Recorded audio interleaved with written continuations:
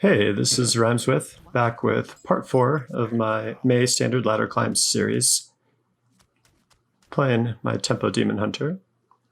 And again, as usual, I'm just looking over some of my games, a set of 5 games, see if I learn something from reviewing my games. Here I'm up against a rogue, and I got a 1-drop, top decked.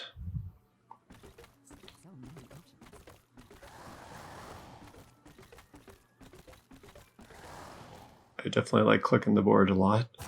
I should try to avoid that in the future. So I actually have a way to get rid of the Hanar here with the Chaos Strike. Oh yeah, I could even Battle Fiend, Coin Strike, Chaos Strike, Twin Slice. Oh, okay. And the I-Beam. Yep, the I-Beam was the simplest way. Did take a damage. Would have been better there to use my Twin Slice to keep my Battle Fiend alive and keep stacking the damage there.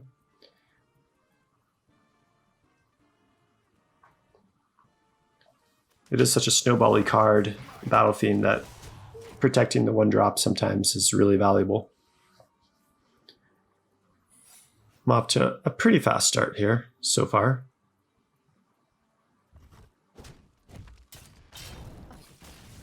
And I guess it's too fast to start for the rogue. Maybe the rogue had to go change a diaper or something. Okay, a paladin matchup. Probably some pure paladin or Libram paladin type of archetype. Got the 1-drop. Got the Umberwing. This is looking like a fast start. And the Overseer for turn 3.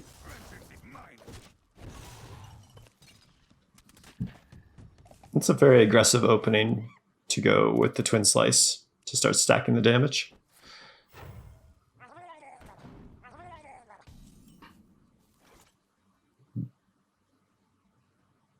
Huh, okay, it's actually a Murloc Paladin, isn't it? Yeah, it's been such a long time since I played these games.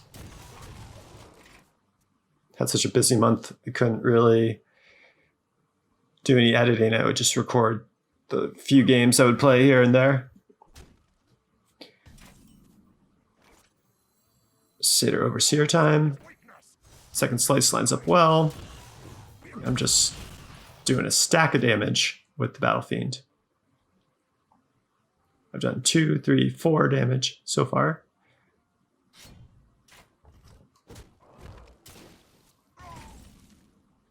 So here I'm going to do 5 damage with it. So it's just... That's already 14 damage just from my Battle Fiend. So this looks like it's going to be a pretty short game too. If he had a Consecration, it would have kept him in the game.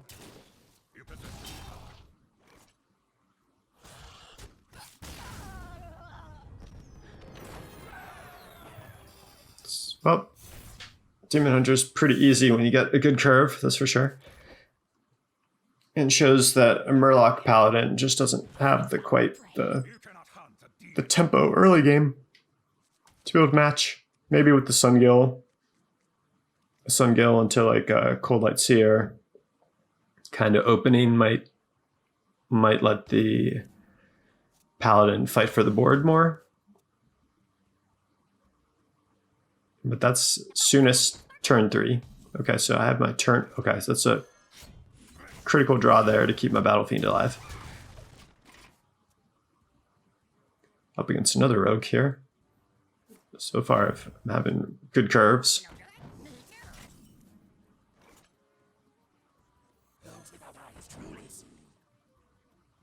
Oh, that's an interesting choice there.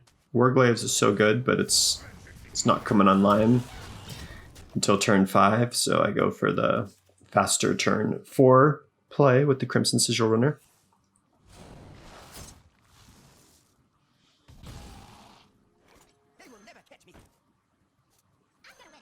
Somehow I still draw the Crimson Sigil, I draw the Warglaives off the Crimson Sigil Runner.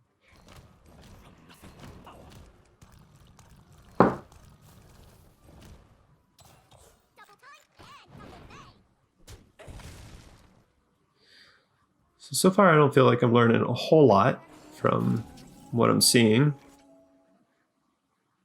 Yeah, I mean, I can buff my Warglaives up to 5 damage, and then clear the Hanar very easily. Might as well just kill the 1/1 anyways, because I'm going to kill the Rogue next turn with the Metamorphosis in hand. Yeah, 3 short games. Not really learning a lot.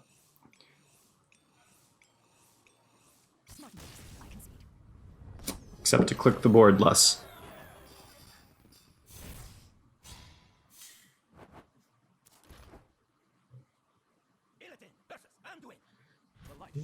We're getting a good variety of different matchups here with the Priest.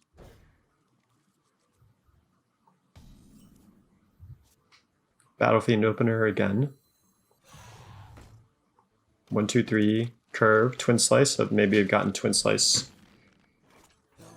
every game, just about.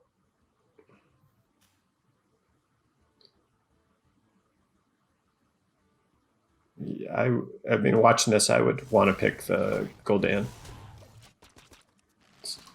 because I've got enough to do until then, and I can get through this board pretty easily. Now, it's pretty rough putting down the Satyr Overseer because I would get punished by AoE. So I held back my hand. Maybe I should have just gone for it since I had the Skull of Gul'dan coming up.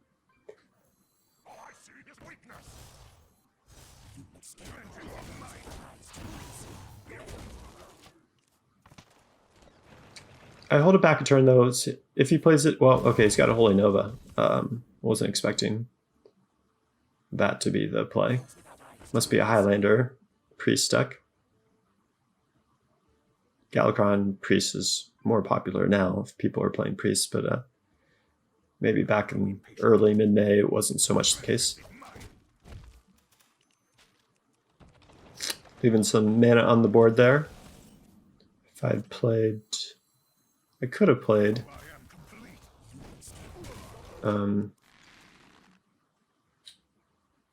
I mean, I had other plays I could have made for 5 mana.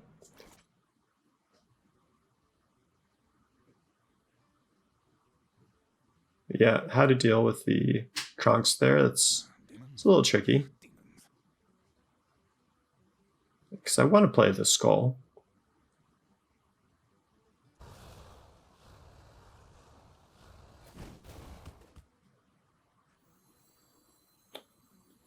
Kind of hedge how much damage I take by not attacking twice into the Kronks. Yeah.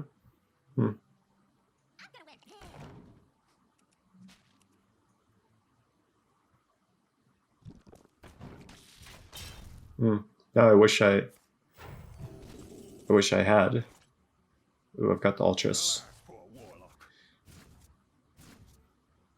Kind of want to hold because I've got Ultras, but I also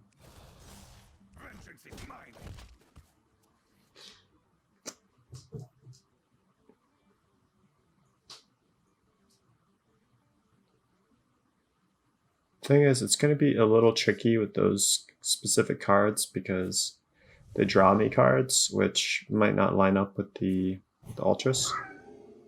Unfortunately, the life gain there is something I really need to deal with. I've got a silence that I can create from... Let's see if I can just kill the...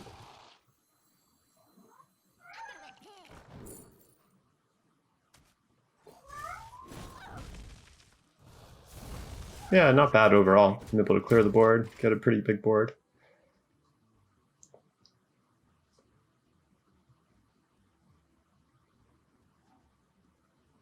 Yeah, overall that seemed like a pretty good line there with the Ultras. Could have silenced the Ooze. Tried to stack up an even bigger Ultras, maybe. Oh, it's going to be an easy clear. got my opponent to commit their Zephyrus, though, which is good. So I've taken out the Spectral Sights from my last run. They weren't serving me very well compared to... I like the Watchers better, personally.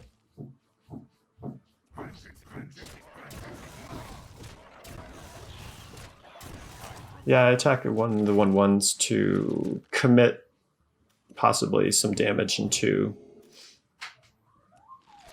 the Battle Fiend. Can't clear it with just the minions on the board. Might have to take damage if the priest doesn't have a spell.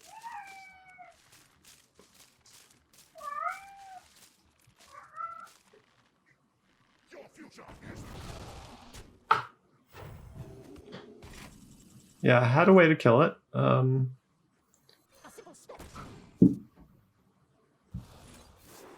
Kind of meaningless, the silence there, just card draw. Can clear the 4/4, which I'm going to do.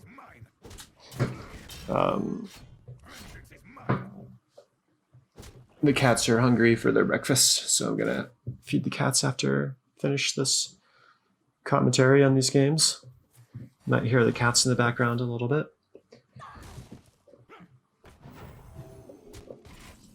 Oh, that 5/6 and 1/4, those are big. I'm pretty low, but at least I've got the light steel. I've put the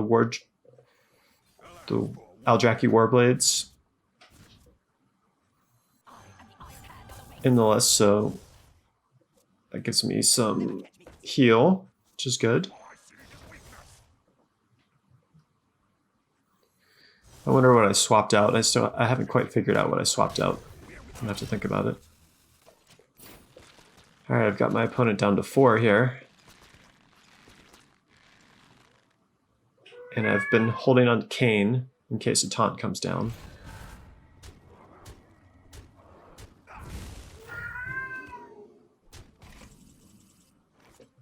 I've got, oh yeah, I need something off.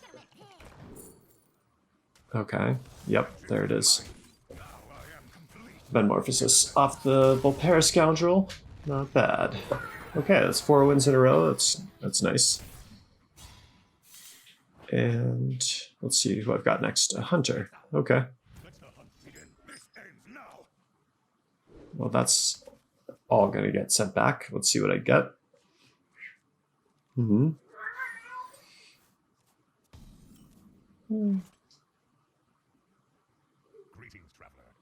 Do I want to use the coin there?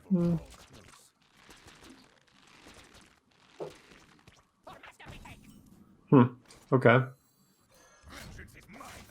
This is some kind of face hunter. Very aggressive hunter.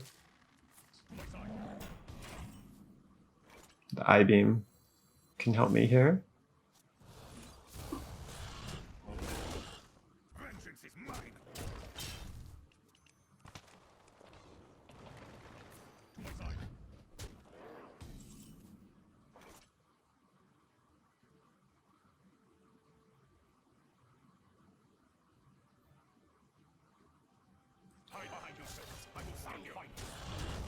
Yeah. You can see Kane being kind of a smooth way to deal with the 4/2 there. So far, things are going pretty smoothly. I've got the board. I'm ahead in the race.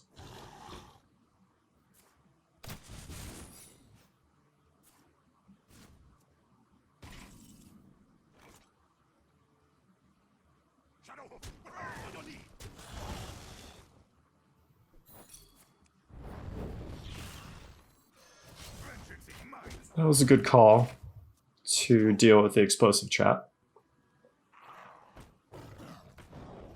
That's a lot of damage. I wish I had a silence option on my Cobalt Spellkins, or...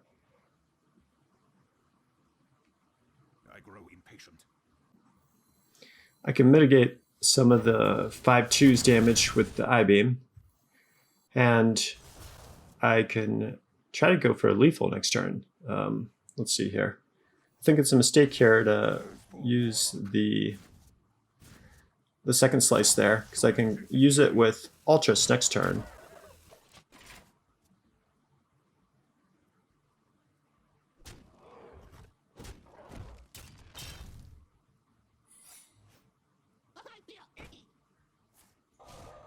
Either which way, so I'm down to 3. I can't take damage from Leper Gnome and Explosive Trap.